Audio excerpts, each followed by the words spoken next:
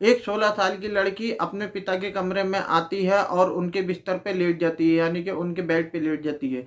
जब पिता कमरे में आते हैं और वो उनसे पूछते हैं कि बेटा तुम मेरे बिस्तर पे क्यों लेटी हो, तुम अपने कमरे में जाके लेटो। तब वो लड़की कहती है पिताजी मुझे डर लग रहा है, अकेला मैं अपने कमरे में नहीं लेटूंगी, मैं आज तुम्हारे कमरे में सोना चाहती हूँ। फिर कुछ दिन बाद वो लड़की प्रेग्नेंट हो जाती है और वो एक बच्चे को भी जन्म देती है। वो बच्चा किसका था? क्योंकि वो लड़की कुंवारी थी, उसकी अभी शादी नहीं हुई थी। वो बच्चा किसका था? किसने उसे प्रेग्नेंट किया था? जब इस बात का खुलासा होता है तो सब हैरान हो जाते हैं ये सुन के कि इसे किसने प्रेग्नेंट किया। आओ हम भी जानते हैं कि उसे किसने प्रेग्नेंट किया, जानते हैं पूरी कहानी को। आदाब, नमस्कार, सत श्री अकाल। मैं लेके हाजिर हूँ फिर से आपके सामने एक अजीबोगरीब हैरत अंगेज कहानी। यह कहानी झारखंड की है। वहाँ का एक गांव में एक परिवार रहा करता था जिसमें पति पत्नी और उनके 3 बच्चे होते हैं, जिसमें एक लड़की 16 साल की होती है और 2 लड़के होते हैं जिनकी उम्र 12 साल और 10 साल होती है। इस परिवार का जो मुखिया था उसका नाम दयाराम था। कुछ दिन बाद उसकी पत्नी की तबीयत खराब हो जाती है और तबीयत इतनी ज़्यादा खराब हो जाती है कि उसकी पत्नी मर जाती है, यानी कि उन्हें छोड़ के इस दुनिया से चली जाती है। वो पूरा परिवार गम और सदमे में डूब जाता है। जैसे तैसे करके वो परिवार गम और सदमे से निकलता है और अपने आप को संभालता है। दयाराम की जो लड़की थी जो 16 साल की थी, इसका नाम रेखा होता है। रेखा पढ़ने लिखने में अच्छी होती है और वो अपने स्कूल में अपनी क्लास में सबसे तेज तर्राट मानी जाती थी, यानी कि वो अपनी क्लास में फर्स्ट आया करती थी। उसकी एक और सहेली होती है जिसका नाम पायल होता है। जब दयाराम की पत्नी मर जाती है तो उसके परिवार और घर वाले प्रेशर डालने लगते हैं, कहने लगते हैं कि तू तो अभी जवान है और तेरे छोटे छोटे बच्चे हैं, इनकी परवरिश कौन करेगा और तेरे घर बार को कौन संभालेगा, तू दूसरी शादी कर ले। ये बात जब दयाराम की बेटी यानी कि रेखा के पास आती है, रेखा के कानों में पहुंचती है, रेखा अपनी दोस्त यानी कि पायल से बताती है कि मेरे पिताजी दूसरी शादी करने के लिए कह रहे हैं। तब पायल कहती है कि मैंने सुना है जब दूसरी पत्नी आती है तो पहली वाले बच्चों को बहुत ज़्यादा परेशान करती है, यानी कि जो तुम्हारी माँ बन के आएगी वो तुम्हें बहुत ज़्यादा परेशान करेगी और तुम्हें एक नौकर की तरह ट्रीट करेगी, नौकर की तरह तुम्हें समझा करेगी, तुम्हें मारा पीटा करेगी, तुमसे घर का सारा काम कराया करेगी। पायल उसे इस तरीके से समझाती है कि रेखा डरने लगती है, सोचने लगती है कि मैं अपने पिता को कैसे रोकूं उन्हें दूसरी शादी करने के लिए। वो घर आ जाती है और अपने पिता से बात करती है, उनसे कहती है कि पिताजी अब तुम दूसरी शादी मत करो, तुम्हारे घर बार का काम मैं संभाल लूंगी और तुम्हें कभी भी एक औरत की ज़रूरत नहीं पड़ेगी। तब उसके पिता कहते हैं कि बेटा काम धंधे की बात नहीं होती, जिंदगी चलाने के लिए एक जीवन साथी की ज़रूरत होती है। जब तेरी शादी हो जाएगी और तू अपने पति के घर चली जाएगी तब मैं अकेला हो जाऊंगा, तब मेरा कौन देखभाल करेगा। तो रेखा चुप हो जाती है। फिर से अगले दिन स्कूल जाती है, फिर से पायल से बात करती है। तब पायल उसे एक भयानक मशवरा देती है। पायल उससे कहती है तू खूबसूरत है और तू जवान भी हो चुकी है, तू चाहे तो अपने बाप को दूसरी शादी करने से रोक सकती है। तब रेखा उससे कहती है कि मैं अपने बाप को कैसे रोक सकती हूँ। तब पायल उससे कहती है कि तू अपने प्रेम जाल में अपने शरीर का लालच देके अपने प्रेम जाल में अपने बाप को फंसा ले और उसे अपनी तरफ आकर्षित कर ले। जब तू उसके शरीर की ज़रूरतों को पूरा करती रहेगी तो वो दूसरी शादी के बारे में नहीं सोचेगा। ये बात सोच के रेखा पहले तो पायल को डांटती है, कहती है कि तू कैसी बात कर रही है, मेरे वो पिता है, मैं पिता के साथ ऐसा कैसे कर सकती हूँ।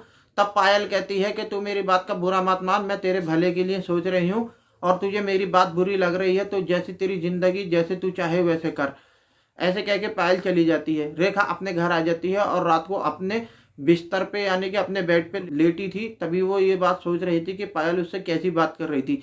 सोचते सोचते उसके दिमाग में बात आ जाती है। वो सोचने लगती है कि अगर मेरे पिता दूसरी माँ लेके आ गए तो वो हमें बहुत ज़्यादा परेशान करेगी, हमारे दोनों भाइयों को टॉर्चर किया करेगी, मारा करेगी, हमारी ज़िंदगी जहन्नुम बन जाएगी। क्यों ना मैं अपनी ज़िंदगी को जहन्नुम बना लूँ, जिससे मेरे भाई तो दोनों खुश रहेंगे। ये सोच के पायल की बात मानने के लिए तैयार हो जाती है। फिर वो अपने कमरे से निकलती है और पिता के कमरे में चली जाती है। जब वो पिता के कमरे में जाती है तो पिता कमरे में नहीं होते। तब पायल उनके बेड पे जाके लेट जाती है। कुछ देर बाद पिता यानी कि दयाराम कमरे में आता है। वो देखता है कि उसकी लड़की उसके बेड पे लेटी है। तब दयाराम रेखा के पास आके बेड पे बैठ जाता है और उससे कहता है कि बेटा तुम मेरे कमरे में कैसे आके लेट गई, तुम अपने कमरे में जाके लेटो। तब रेखा अपने पिता से कहती है कि पिताजी मुझे बहुत ज़्यादा डर लग रहा है, आज मैं अकेला नहीं सोऊंगी, मैं तुम्हारे कमरे में सोना चाहती हूँ, तुम्हारे बेड पे सोना चाहती हूँ तुम्हारे साथ। तो पिता को अपनी बेटी पे प्यार आ जाता है। वो कहता है कि ठीक है बेटा तुम मेरे साथ सो जाओ। वो फिर दोनों एक ही बेड पे सो जाते हैं। लेकिन दयाराम सो जाता है, लेकिन रेखा नहीं सो पाती, क्योंकि उसके दिमाग में तो एक भयानक प्लान चल रहा था। जब दयाराम गहरी नींद में होता है तब रेखा अपने पिता के सीने पर हाथ रखती है और उसके शरीर को टच करने लगती है। दयाराम भी नींद में होता है और वो भी धीरे धीरे रेखा को टच करने लगता है। बाप बेटी दोनों एक दूसरे को टच करने लगते हैं और जब उनकी वासना हद से ज्यादा बढ़ जाती है, वासना के समुद्र में डूबने के लिए तैयार हो जाते हैं। वो अंधे हो जाते हैं, उन्हें अपने रिश्तों का भी मान नहीं होता। वो ये नहीं सोचते कि हम बाप बेटी हैं। फिर वो एक दूसरे के कपड़े उतार देते हैं और रिलेशन बना लेते हैं। और वो होश में आते हैं तब उन्हें एहसास होता है कि उन्होंने कितना बड़ा जुर्म कर दिया है, एक पाक रिश्तों को नापाक कर दिया है। फिर लड़की अपने बाप की तरफ देखने लगती है, बाप की निगाहें नीचे झुक जाती है। फिर दयाराम उससे कहता है कि बेटा तुम मेरे कमरे में क्यों आई थी, तुमने ये सब गलत किया। तब रेखा कहती है कि पिताजी अब तो जो होना था वो हो गया, कोई बात नहीं। ऐसे कह के रेखा चली जाती है। ऐसे ही रोज उन दोनों में संबंध बनने लगे थे। रेखा अब अपने पिता से कहती है कि तुम दूसरी शादी नहीं करोगे, क्योंकि जो तुम्हारी शरीर की ज़रूरतें हैं वो मैं पूरा कर रही हूँ। ऐसे ही करते करते कुछ टाइम हो जाता है, लगभग 5 से 6 महीने हो जाते हैं। रेखा प्रेग्नेंट हो जाती है। जब रेखा प्रेग्नेंट हो जाती है, एक दिन रेखा के पेट में दर्द होता है और उसे दयाराम डॉक्टर के पास ले जाता है और डॉक्टर उसे चेक करते हैं तो देखते हैं वो लड़की प्रेग्नेंट हो गई है और लड़की की उम्र भी लगभग 16 साल है और वो नाबालिग है। ये पोस्को एक्ट का मुकदमा होता है। डॉक्टर जल्दी से पुलिस को फ़ोन कर देते हैं और पुलिस को हॉस्पिटल बुला लेते हैं। पुलिस जब हॉस्पिटल आती है तो लड़की को अपनी कस्टडी में ले लेती है। पुलिस रेखा से पूछती है कि तुम्हारे साथ संबंध किसने बनाए, तो रेखा उन्हें कुछ नहीं बताती है, बस गुमसुम होकर बैठ जाती है। पुलिस उसे बहलाती है, फुसलाती है, फिर उससे प्यार से पूछती है।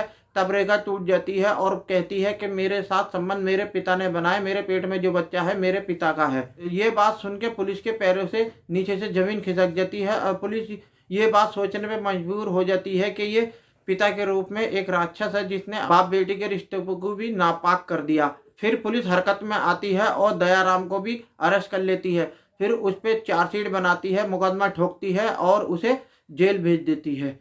और पुलिस उस लड़की को नारी निकेतन में भेज देती है, यानी कि बाल सुधार गृह में भेज देती है।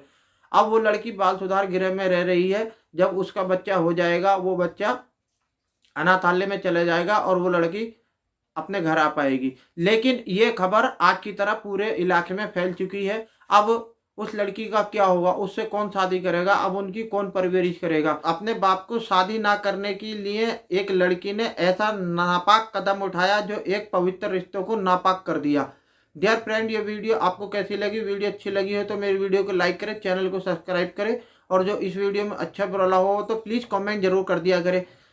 फ्रेंड, आपको लाइक करने में सिर्फ एक उंगली दबानी होगी और हमारा हौसला अप हो जाएगा। प्लीज़ हमारा हौसला बढ़ाइए। जय हिंद, जय भारत।